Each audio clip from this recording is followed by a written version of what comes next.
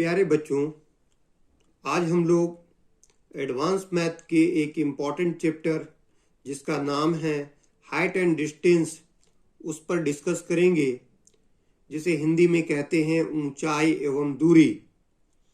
तो ऊंचाई एवं दूरी से संबंधित प्रश्न पूछे जाते हैं, तो ऐसे प्रश्नों को कैसे बनाएंगे और इसको बनाने में किन किन बातों का ध्यान रखना चाहिए, वो सारी बातें आज हम लोग सीखेंगे।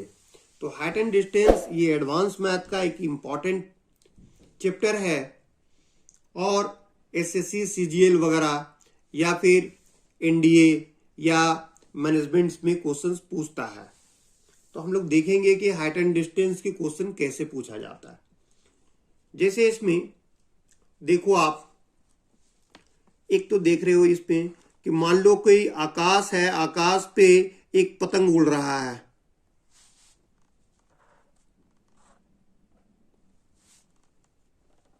पतंग इस तरह होता है, आकाश में कोई पतंग उड़ रहा है, नीचे से आप देख रहे हो इसको। अगर मान लो यहां से आप देख रहे हो पतंग उड़ते हुए, कहां से? नीचे से।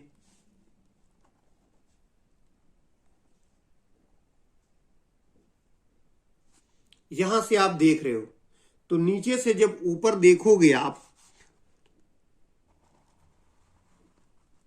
नीचे से जब ऊपर देख रहे हो तो आंख में एक एंगल बन रहा है, एक कोण बनता है आंख में।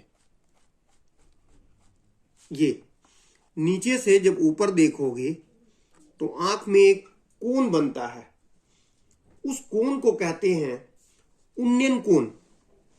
का नीचे से ऊपर देखने पर आंख में जो कोण बनता है उस कोण को कहते हैं उन्नयन कोण, या इंग्लिश में कहते हैं एंगल ऑफ एलिवेशन। इतना बात समझ में आ गया? ये कब होगा? नीचे से ऊपर देखने पर। जब हम नीचे से ऊपर देखेंगे तब आंख में जो कोण बनेगा उसे बोलते हैं हम लोग एंगल ऑफ एलिवेशन, या हिंदी में कहते हैं उन्नयन कोण। ठीक है, इसे कहते हैं, इस कोण को, इस कोण के बारे में बात कर रहे हैं, इसे कहते हैं एंगल ऑफ एलिवेशन।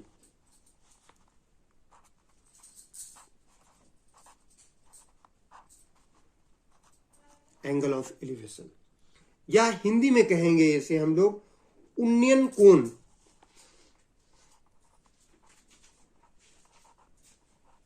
उन्नयन कोण, ठीक है।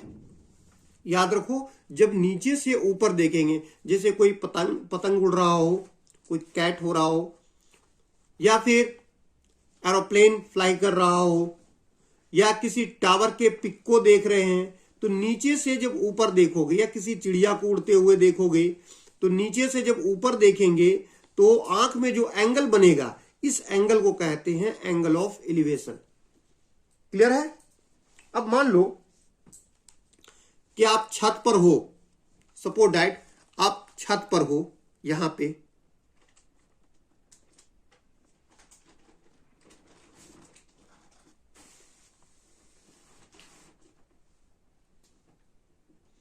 छत पर हो आप,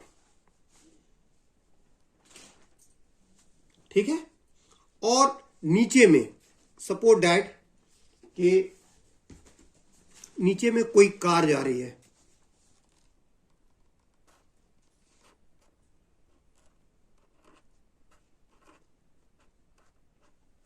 रोड पर। तो जब ऊपर से जब नीचे देखोगे तब भी आंख में एक एंगल बनता है, कोण बनता है।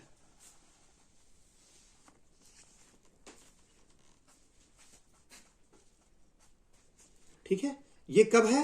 ऊपर से नीचे देखने पर। पहला वाला था नीचे से ऊपर देखेंगे, जब नीचे से ऊपर देखेंगे तब आंख पर जो कोण बनेगा उसे कहते हैं एंगल ऑफ एलिवेशन या उन्नयन कोण। और जब ऊपर से नीचे देख रहे हो, जैसे छत पर हो, टावर पे हो, या एरोप्लेन पर हो, और नीचे किसी कार को देखते हो, या किसी आदमी को देखते हो, या किसी चीज को देखते हो, तो ऊपर से नीचे जब देखेंगे तो आंख पर जो कोण बनता है उसे कहते हैं एंगल ऑफ डिप्रेशन। इसे कहेंगे क्या?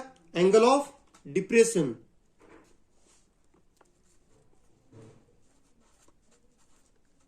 Angle of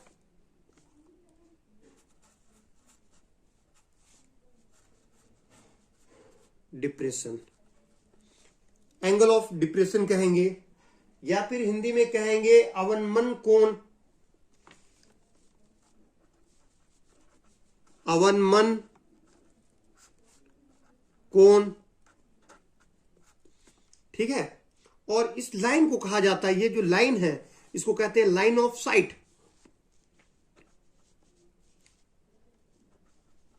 line of site, line of site. Clear है? यहां तक बेसिक चीजें आप समझ में आ गया आपको। ये भी लाइन ऑफ साइट होगा, इसे भी कहेंगे लाइन ऑफ साइट, ठीक है। तो जब ऊपर से नीचे देखोगे तो आंख में जो कोण बनेगा उस कोण को कहते हैं हम लोग एंगल ऑफ डिप्रेशन, मतलब अवनमन कोण। और नीचे से जब ऊपर देखोगे तो आंख में जो कोण बनेगा उसे कहते हैं एंगल ऑफ एलिवेशन, जिसे उन्नयन कोण कहते हैं। और क्वेश्चन जो है एग्जाम में दोनों में दिया जाता है, चाहे एंगल ऑफ एलिवेशन देगा या एंगल ऑफ डिप्रेशन देगा, मतलब उन्नयन कोण पर आधारित प्रश्न देगा या फिर अवनमन कोण पर आधारित प्रश्न देगा। लेकिन अगर उन्नयन में दिया तब तो ठीक है, और अवनमन में देगा तो उसे हम लोग उन्नयन में बदल लेंगे। कैसे बदलेंगे वो आगे आपको हम बताएंगे कि कैसे बदलेंगे इसको हम लोग। इसे आसानी से बदला जा सकता है। जैसे ये है, इसके समानांतर एक रेखा खींचो। देखो, इसके समानांतर एक रेखा खींच देंगे हम लोग। यहां पर कोण अगर मान लीजिए थीटा है तो ये भी क्या हो जाएगा? ये कोण भी थीटा हो जाएगा, क्योंकि दो समानांतर रेखाओं को कोई तिर्यक सीधी रेखा काटे, when a line intersect the two parallel lines at two different points, then their alternate angles are same। अगर दो समानांतर रेखा को कोई तिर्यक सीधी रेखा काटे दो भिन्न बिंदुओं पर, इस प्रकार एकांतर कोण समान होते हैं। तो ये और ये एकांतर कोण होगा, ये समान है। अगर ये 60 है तो ये भी 60 होगा, ये 40 है तो ये भी 40 होगा। Is it clear? इतना समझ में आ गया आपको? अब देखिए हाइट एंड डिस्टेंस के लिए और किन किन चीजों की जरूरत है। तो हाइट एंड डिस्टेंस के लिए आपको जरूरत होता है, याद रखो, हाइट एंड डिस्टेंस ऑलवेज जो है वो राइट एंगल ट्रायंगल पर बनता है, मतलब समकोण त्रिभुज पर बनेगा। समकोण त्रिभुज क्या होता है? समकोण त्रिभुज कहते हैं जिस त्रिभुज का कोई एक कोण 90 डिग्री का हो, उसे हम लोग समकोण त्रिभुज कहते हैं। It means that triangle is called the right angle triangle whose one angle is 90 degree। whose one angle is 90 degree। जिस ट्रायंगल का, जिस त्रिभुज का कोई एक कोण, any angle of a triangle is 90 degree। अगर त्रिभुज का कोई एक कोण 90 डिग्री हो गया तो उसे हम कहेंगे क्या? उसे हम कहेंगे समकोण त्रिभुज। अच्छा, समकोण त्रिभुज में ये 90 डिग्री होगा तो इसका मतलब है दो कोण जो बन रहा है, एक तो ये और दूसरा ये, इसे कहते हैं एक्यूट एंगल या न्यून कोण। न्यून कोण किसे कहते हैं? या एक्यूट एंगल। 90 डिग्री से छोटे कोण को न्यून कोण या एक्यूट एंगल कहा जाता है। The angle less than 90 degree is called the acute angle. The angle less than 90 degree is called acute angle. 90 से छोटा, क्या कि दोनों का सम तो 90 होगा। अगर एक ये 10 हुआ तो ये 80 होगा, तो दोनों जो होगा वो 90 से छोटा है, इसलिए दो एक्यूट एंगल होता है, दो न्यून कोण होता है। अगर मान लीजिए ये कोण थीटा हो गया, तो याद रखो कि थीटा के जो सामने होता है, जो side in front of acute angle होगा उसे हम परपेंडिकुलर कहते हैं, हिंदी में कहते हैं लंब। लंब। और जो हमेशा तिरछी रेखा होती है उसे कहते हैं हम लोग कर्ण, हाइपोटेनियस। एच से लिखते हैं कर्ण, हाइपोटेनियस। और जो बाकी बचा हुआ होगा साइड उसे कहते हैं बेस, हिंदी में कहते हैं आधार। तो इंग्लिश में कहते हैं perpendicular, hypotenuse and base, PHB। ठीक है। अच्छा, इन तीनों का रिलेशन आप ट्रिगोनोमेट्री में पढ़ चुके हैं, पहले बताया जा चुका है कि देखो इसमें जरूरत होगा साइन का, ठीक है, साइन, कॉस, टेन। ठीक है। साइन का ऑपोजिट होता है कॉसेक्स,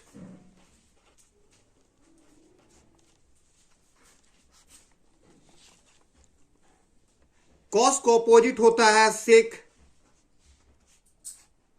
और टेन का ऑपोजिट होता है कॉट। ठीक है। देखो साइन कॉस टेन का वैल्यू कैसे निकलेगा, तो पहले बता चुके हैं आपको। इसका याद रखने का ट्रिक क्या है, इसको आप रख सकते हैं, पंडित भोला प्रसाद हरी हरी बोल सोना चांदी तौल। पंडित भोला प्रसाद हरी हरी बोल सोना चांदी तौल। एस से सोना, सी से चांदी, टी से तौल। तो देखो साइन बराबर हो गया P/H, कॉस बराबर B/H, टेन बराबर P/B। अब देखो चूंकि साइन का ऑपोजिट होता है कॉसेक्स, कॉस का ऑपोजिट सेक, टेन का ऑपोजिट कॉट, तो इस वैल्यू को आप टर्न कर दो, उलट दो, तो क्या होगा, निकल जाएगा। कॉसेक्स बराबर हो गया H/P, सेक बराबर होगा, इसका आप टर्न कर दो तो H/B, और कॉट बराबर क्या होगा, उलट दो तो B/P। तो सब छेओं का वैल्यू निकल गया। देखो हाइट एंड डिस्टेंस पढ़ने के लिए जिन जिन चीजों की जरूरत है वो सारी चीजें हम बता रहे हैं आपको। क्लियर है। अब इसके बाद आपको जरूरत क्या होगा, अब जरूरत होता है आपको H, P और B में सिर्फ इसे साइन कॉस टेन नहीं, इनमें रिलेशन। तो याद रखो सबसे बड़ा जो साइड होता है वो H होता है। पाइथागोरस थ्योरम कहता है, पाइथागोरस थ्योरम क्या बताता है, पाइथागोरस थ्योरम बोलता है कि सबसे बड़े जो साइड होगा उसे कहते हैं हाइपोटेनियस, और उसका स्क्वायर जो होगा, लंब का स्क्वायर मतलब P square plus B square के बराबर होगा। ठीक है। पाइथागोरस थ्योरम क्या बोलता है, किसी समकोण त्रिभुज में कर्ण का वर्ग अन्य दो भुजाओं के वर्गों के योग के बराबर होता है। In any right angle triangle the square of the hypotenuse will be equal to the sum of the square of the other two sides. यही बोलता है ना कि हाइपोटेनियस मतलब कर्ण का स्क्वायर जो है वो अदर दो साइड से इनके स्क्वायर के सम के बराबर होगा। यहां पर आप लिख सकते हो इसको इस तरह से, H equal to P square plus B square, एक तरफ से स्क्वायर हटेगा दूसरी तरफ क्या होगा, रूट चढ़ेगा। ठीक है। सेकंड, अगर आपको P फाइंड आउट करना है तो पी स्क्वायर बराबर होगा, सबसे बड़ा होता है H square minus B square. तो आप P को इस तरह भी लिख सकते हो, H square minus B square, एक तरफ से स्क्वायर हटेगा दूसरी तरफ क्या चढ़ेगा, रूट। थर्ड, अगर बी स्क्वायर फाइंड आउट करना है तो क्या होगा, H square minus B square, इसे आप लिख सकते हो B equal to H square minus P square, एक तरफ से स्क्वायर हटेगा दूसरी तरफ रूट चढ़ेगा। यहां पर ये तीन फार्मूला बहुत इंपॉर्टेंट है, और तीन ऊपर हो गया 6 फार्मूला। और क्या जरूरत है इसमें, इसमें जरूरत है कुछ वैल्यूज के, जैसे साइन 30 डिग्री, साइन 30 डिग्री के वैल्यू क्या होता है, साइन 30 डिग्री इसका वैल्यू क्या होता है, हम पहले बता चुके हैं आपको। वैल्यू टेबल निकालना कि कैसे निकलता है, साइन 30 का वैल्यू होता है 1/2। हालांकि ये सब वैल्यू निकालने के ट्रिक हम बता चुके हैं अपने वीडियो में। और दूसरा साइन 60 डिग्री, इसका वैल्यू क्या होगा, साइन 60 डिग्री का वैल्यू होता है 1/√2, 1/√2, और साइन 45 डिग्री का वैल्यू होगा, और साइन 60 का वैल्यू होगा √3/2। ठीक है, इस सारे का हम ट्रिक बतला चुके थे कि कैसे आप फाइंड आउट करोगे। आपको याद रखने की जरूरत नहीं है, बहुत ज्यादा आपको रटने की जरूरत नहीं है, सिर्फ आप उसकी बनाने का शॉर्ट ट्रिक याद रखो, सब निकल जाएगा आसानी से। क्लियर है? अब चलो, साइन के बाद कॉस 30 का वैल्यू वही होता है जो साइन 60 का होता है, मतलब √3/2। कॉस 45 का वैल्यू वही होगा जो साइन 45 का होगा, मतलब 1/√2। और कॉस 60 का वैल्यू वही वैल्यू होगा जो साइन 30 का होगा, मतलब 1/2। इसके बाद जरूरत है आपको tan का। tan 30 डिग्री का वैल्यू होगा 1/√3। tan 45 डिग्री इसकी वैल्यू होती है 1, और tan 60 डिग्री इसका वैल्यू होगा √3। बस इतना ही आपको याद रखना है। अब इसके बाद इनकेस कभी जरूरत पड़ गया तो आप ये कर सकते हो, जैसे दिया होगा √2 का वैल्यू, अगर क्वेश्चन में दे दिया तो ठीक है, और नहीं तो आपको बोलेगा डेसिमल में निकालने के लिए, तो याद रखो √2 का वैल्यू होता है 1.414, √3 का वैल्यू होता है 1.732, √5 का वैल्यू होगा 2.236। ये कम से कम 2-3 वैल्यू को आप याद रखें। क्लियर है? अगर इतना आप बेसिक चीज जानते हैं या बेसिक चीज समझ गए जो आप शुरू से बताए यहां से, तो आप आसानी से हाइट एंड डिस्टेंस के क्वेश्चंस बना सकते हैं। ठीक है, अब हाइट एंड डिस्टेंस के क्वेश्चंस देखेंगे कि क्वेश्चंस क्या दिया है और कैसे सॉल्व करेंगे हम लोग। ठीक है, क्वेश्चन को अगर आप समझ जाइएगा तो आसानी से बना सकते हैं, और नहीं तो प्रॉब्लम क्रिएट करेगा। क्लियर है? चलिए, तो अब क्वेश्चन सॉल्व करते हैं हम लोग कि क्वेश्चन कैसे बनेगा वो देखेंगे हम लोग, कि हाइट एंड डिस्टेंस के क्वेश्चन किस तरह से दिया जाता है और कैसे बनाएंगे। ठीक है, अब आगे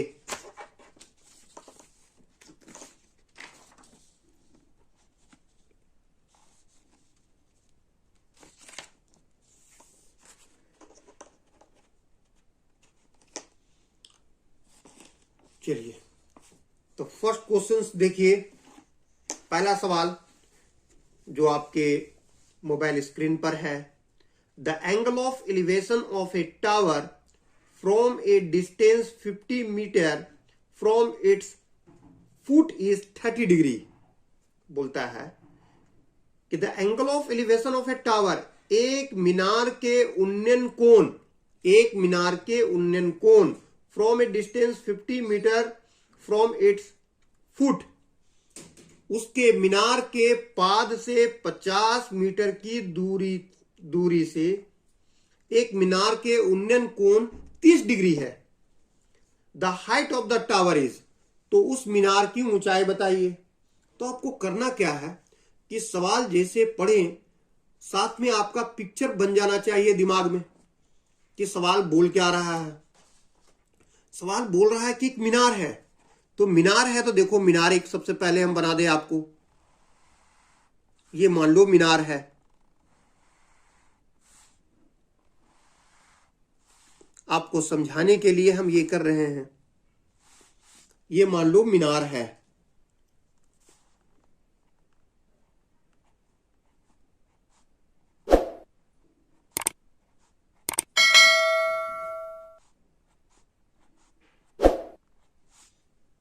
ये एक मीनार दिया हुआ है। अच्छा, मीनार जो होगा वो कहां पर होगा? तो मीनार तो जमीन पे होगा। ठीक है, ये जो दिया हुआ ये टावर है। टावर मीन्स मीनार। अच्छा जी, मीनार दिया हुआ है, और आगे क्या बोला कि मीनार के पाद से एक बिंदु है, मान लो वो बिंदु ये है, इसकी फुट से उसके जहां पर बॉटम है उस बॉटम से उस मीनार के बॉटम से एक पॉइंट है, कितनी दूरी पर है? 50 मीटर है। इसकी डिस्टेंस दिया हुआ है 50 मीटर। और इस पॉइंट से मीनार का उन्नयन कोण, एंगल ऑफ एलिवेशन कितना दिया हुआ है? 30 डिग्री है।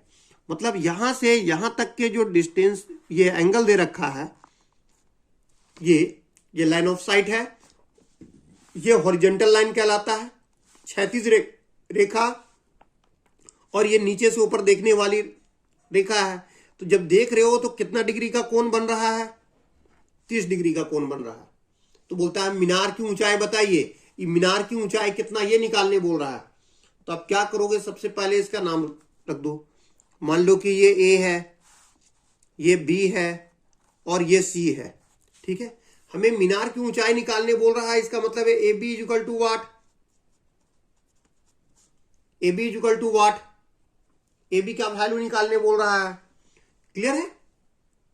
अब देखो, हम जानते हैं न्यून कोण के सामने क्या होता है? वो ऑलवेज पी होता है, परपेंडिकुलर, लंब। और ये तिरछा रेखा वो हाइपोटेनियस एच, और जो बचा हुआ है वो बेस बी, यही होता है ना? अच्छा जी, अब देखो कि हमें निकालना तो पी है, लंब निकालना है, ए बी की दूरी निकालना है, मतलब पी निकालना है, और दिया हुआ क्या है? बी। तो जो निकालना है और जो दिया है, इन दोनों के बीच में रिलेशन क्रिएट करते हैं, दोनों के बीच में रिलेशन बनाओ। तो P और B के बीच में क्या रिलेशन होता है? तो हम जानते हैं कि P बाई बी tan होता है, P बाई बी tan, बताया था ना। तो आप देखो, ये एक समकोण त्रिभुज है, right angle triangle A B C. आपको बताएं हाइट एंड डिस्टेंस का कोई भी क्वेश्चन राइट एंगल ट्रायंगल में बनेगा। तो समकोण त्रिभुज में ये P और B, तो P बाई बी होता है tan। tan कितना डिग्री? 30 डिग्री, 30 डिग्री। और tan बराबर क्या होता है? P by B. तो P तो निकालना, मतलब ए बी तो फाइंड आउट करना है। और B देखो, B मेरा कितना होगा? 50, तो 50 लिख दो। अच्छा, आप जानते हो tan 30 डिग्री इक्वल टू होता है 1/√3, कितना होता है? और ये हो जाएगा ए बी बाई 50। क्लियर है? अच्छा, हमें ए बी फाइंड आउट करना, ये 50 डिवाइड में इधर जाएगा तो मल्टीप्लाई में, तो ये हो जाएगा 50/√3 बराबर हो गया ए बी। अगर ऑप्शन में इतना मीटर दिया हुआ है तब तो यही आंसर हो गया हमारा, यही आंसर हो जाएगा। और इनकेस अगर नीचे से रूट हटा दिया है, मतलब उसका रेशनलाइजिंग कर दिया है, तो आप भी कर दो। इसको आप लिख सकते हो 50/√3, नीचे से √3 हटाने के लिए ऊपर भी √3 और नीचे भी √3 से मल्टीप्लाई कर देंगे, ठीक है।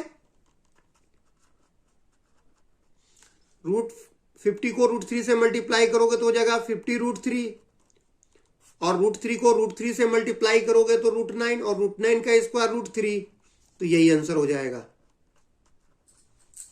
इतना मीटर। क्लियर है? कितना हो जाएगा? अगर ये ऑप्शन में दे दिया, आमतौर से यही ऑप्शन में देता है, तो ये हो जाएगा 50√3। और अगर ये नहीं दे करके ये दिया है तो ये निकाल दो, नीचे से रूट हट जाएगा तो फट से रेशनलाइजिंग कर देना, अर्थात परमयकरण कर देना। समझ में आ गया?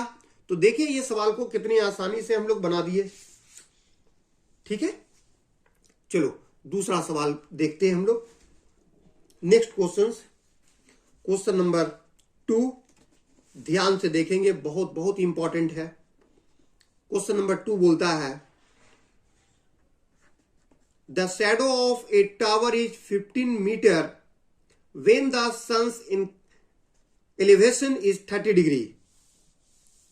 The shadow of a tower, question को देखो, the shadow of a tower is 15 metre when the sun's elevation is 30 degree. जब सूर्य का उन्नयन कोण 30 डिग्री है तो टावर की छाया जो है वो 15 मीटर है। एक टावर है, एक टावर मतलब मीनार, मीनार का छाया 15 मीटर होता है जब सूर्य का उन्नयन कोण 30 डिग्री होता है। तो सूर्य के उन्नयन कोण 30 डिग्री होने पर सूर्य उस मीनार का छाया 15 मीटर होता है। What is the length of the shadow when the sun's elevation is 60 degree. तो उस मीनार के छाया का लंबाई क्या होगा जब सूर्य का उन्नयन कोण 60 डिग्री हो। जब सूर्य का उन्नयन कोण 60 डिग्री होगा तब बताना है कि छाया की लंबाई कितनी होगी। क्लियर है? तो देखो, सबसे पहले सवाल को देख लिए अच्छा से। अब सवाल को अच्छा से पढ़ने के बाद उसका पिक्चर को दिमाग में बनाओ। ठीक है? मान लो कि एक टावर है, यहां एक टावर है, हम एक टावर बना रहे हैं।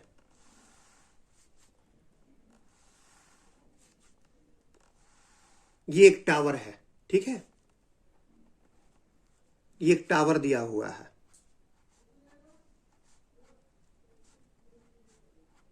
ये जो पिक्चर आपको एग्जाम में बनाने की जरूरत नहीं है, सिर्फ समझाने के लिए बना रहे हैं कि क्या है। जब टावर बोला तो हमने टावर बना दिए। ये टावर है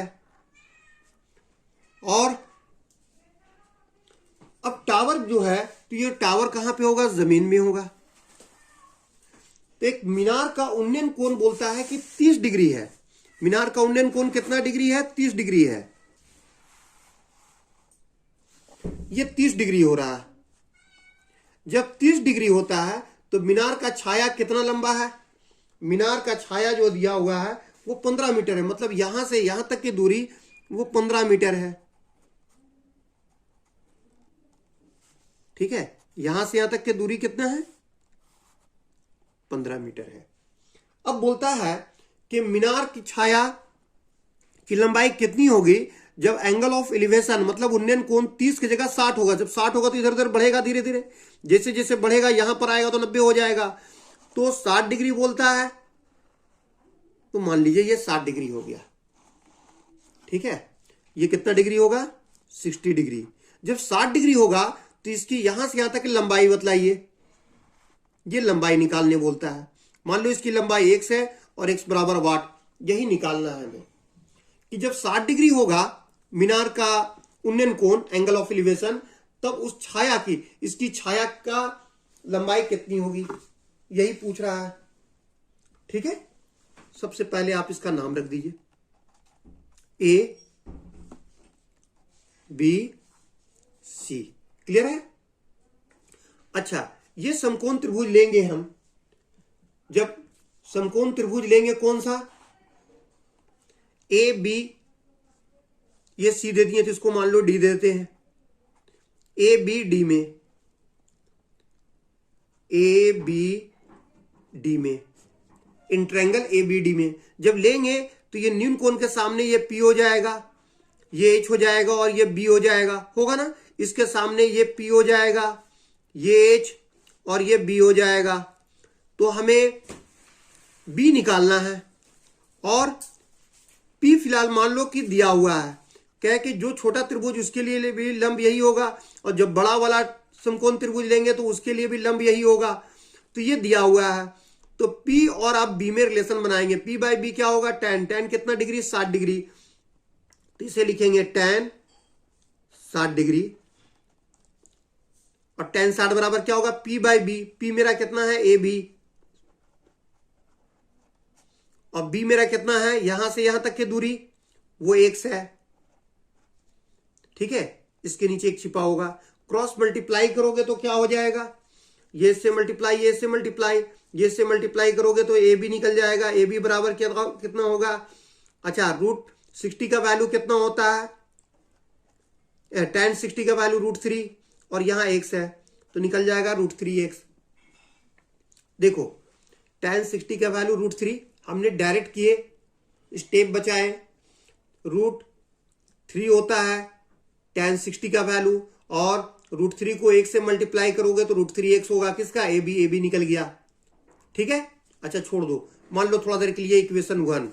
अब फिर दूसरा ट्रायंगल लो। In triangle A B C में लेंगे तो क्या होगा? इसके सामने ये P, ये H हो जाएगा और ये पूरा बी हो जाएगा। तो हमें पी तो फिलहाल दिया हुआ है ए बी, और बी हमारा यहां से यहां तक भी दिया हुआ है 15। तो पी और बी में रिलेशन बनाएंगे, पी बाई बी होगा tan। tan कितना डिग्री लोगे? 30 डिग्री। tan 30 डिग्री बराबर क्या होगा? पी। पी बराबर हो गया ए बी, और बी बराबर 15। ठीक है, अच्छा जी। अब देखो इसको सॉल्व करो। tan 30 का वैल्यू होगा 1/√3। ए बी को ए बी रहने दो, या ए बी को यहां से वैल्यू आप बैठा सकते हो। ए बी बराबर कितना दिया हुआ ऊपर इक्वेशन 1 में? √3x, और यहां क्या हो जाएगा नीचे? 15। ठीक है, अच्छा जी।